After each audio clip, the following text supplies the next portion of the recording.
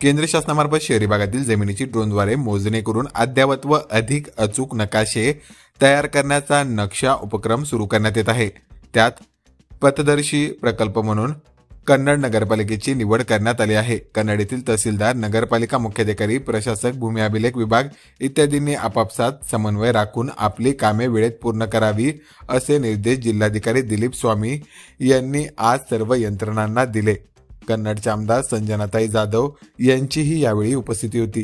कन्नड नगरपालिकेत आज बुधवार रोजी बैठक घेण्यात आली। नगरपालिकेचे प्रशासक तथा प्रांताधिकारी संतोष गोरड, तहसीलदार विद्याधर कडवकर, उपाधीक्षक भूमी अभिलेख डॉक्टर विजय वीर तसेच नगरपालिकेचे सर्व अधिकारी कर्मचारी प्रसंगी उपस्थित होते। डॉक्टर वीर यांनी या प्रकल्पाबाबत माहिती दिली की ग्रामीण भागातील जमीन मोजणी व मालमत्ता कार्ड तयार करून देण्यासंदर्भात नुकताच स्वामित्व प्रकल्प राबवण्यात आला। त्याच धर्तीवर शहरी भागातील जमीन मोजणी करून मालमत्ता कार्ड देण्याबाबत नक्षा हा प्रकल्प राबवण्यात येत आहे। राज्यात 10 नगरपालिका क्षेत्रामध्ये हा प्रकल्प पथदर्शी प्रकल्प म्हणून राबवण्यात येत आहे। त्यात आपल्या जिल्ह्यातील कन्नड नगरपालिकेचा समावेश आहे। कन्नड नगरपालिकेचे 4.80 चौरस किलोमीटर क्षेत्राच्या भागातील मालमत्तांचे ड्रोनद्वारे सर्वेक्षण केले जाईल। त्याद्वारे प्रत्येक मालमत्तेचे अचूक नकाशे तयार करून मालमत्ता धारकास दिले जातील। त्याचा पहिला टप्पा ड्रोन सर्वेक्षण हा आहे। तो राबवून लवकरात लवकर हा प्रकल्प आपण पूर्ण करू असा विश्वास त्यांनी व्यक्त केला। यावेळी जिल्हाधिकारी स्वामी यांनी सांगितले की नगरपालिकेने आपल्या मालमत्ता कर रजिस्टरमधील नोंदणीनुसार शहरातील प्रत्येक मालमत्तेची नोंद उपलब्ध करून द्यावी। ड्रोनद्वारे तयार केलेल्या नकाशाच्या आधारे कन्नड शहरातील सद्यस्थितीत नोंदित मालमत्तांची पडताळणी व नव्याने निदर्शनास आलेल्या मालमत्तांची मालमत्ता कर रजिस्टरमध्ये नोंद होऊन पालिकेचे उत्पन्न वाढेल। तसेच मालमत्ता धारकाचे अचूक क्षेत्र त्यास मोजणी करून मिळेल।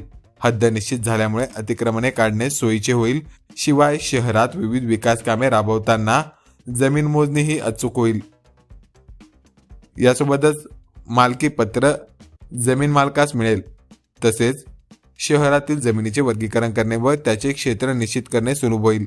शासकीय जमीन, खाजगी जमीन, खुले भूखंड, मंजूर लेआउट, बांधकामे इत्यादी प्रमाणे माहिती उपलब्ध होईल। यासाठी सर्व जमीन महसूल विषयक काम करणाऱ्या व मोजणी करणाऱ्या यंत्रणा आणि नगरपालिका या सर्व यंत्रणांनी समन्वयाने काम करावे असे निर्देश जिल्हाधिकारी दिलीप स्वामी यांनी प्रसंगी दिले।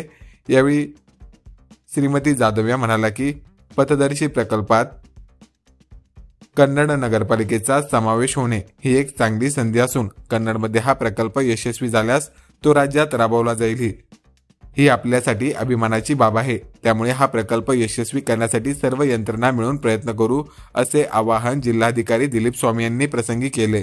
तर शेवटी पत्रकार मंडळींनी जिल्हाधिकारी दिलीप स्वामी यांचे पुष्पगुच्छ देऊन स्वागत देखील केले।